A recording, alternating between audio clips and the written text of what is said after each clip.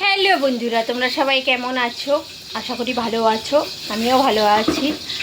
আজকে আবার নতুন একটা ভিডিওর সঙ্গে তোমাদের আলাপ করিয়ে দেবো। চলো, কি ভিডিও হচ্ছে বলো। রান্নাঘরে এসেছি, রান্নার ভিডিও হবে না এটা কি হয়? তোমাদের সঙ্গে তো আমি আমার সব রান্না বান্নাগুলোই শেয়ার করি। আজকে হবে পাবদা মাছ। দেখো, পাবদা মাছের ঝাল করব। এখানে আছে ভাত বসিয়ে দিয়েছি, আর কেটে নিয়েছি ওই দেখো কুমড়ো হবে চিংড়ি মাছ দিয়ে। এবার এখানে আদা আর ওই যে পেঁয়াজ, এগুলো পেস্ট করে নিয়ে আসি। চলো, মাছগুলো দেখো ভেজে নিয়েছি, দিয়ে দেবো এবার কালো জিরে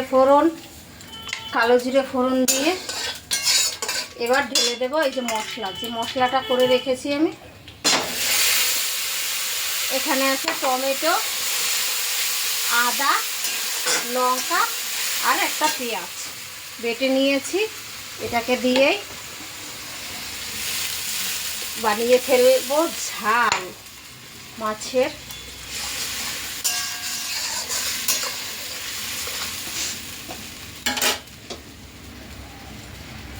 লবণটাও দিয়ে দিচ্ছি, একটু লবণ,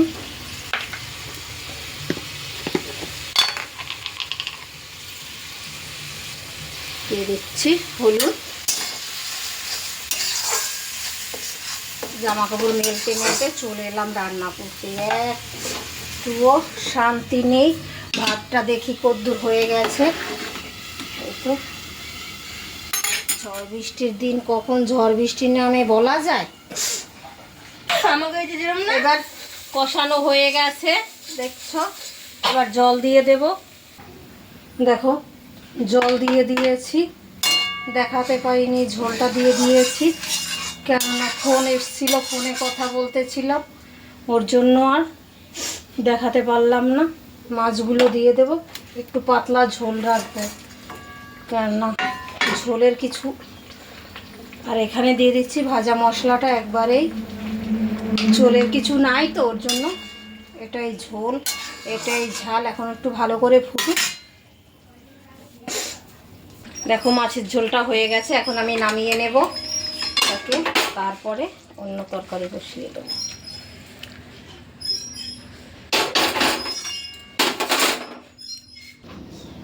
বসিয়ে দিয়েছি কড়াইটা ধুয়ে, দিয়ে দিচ্ছি কালো জিরে, তার মধ্যে দিয়ে দেব এই যে চিংড়ি মাছগুলো নুন দিয়েছি, হলুদ দিয়েছি।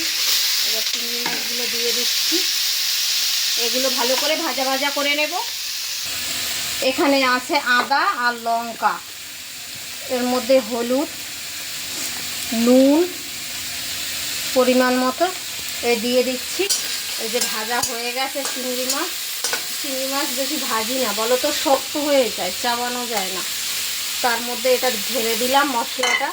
এবার মশলাটা একটু কষিয়ে নেব, হালকা কষিয়ে ঢেলে দেব এটা। একদম একটু জল দেব না, জল ছাড়াই এটা রান্না করব।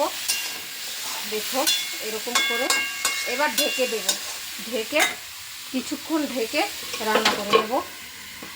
ব্যাস, সব কিছু করতে আমার মাথার চুল একালে আউলাইয়া গেছে।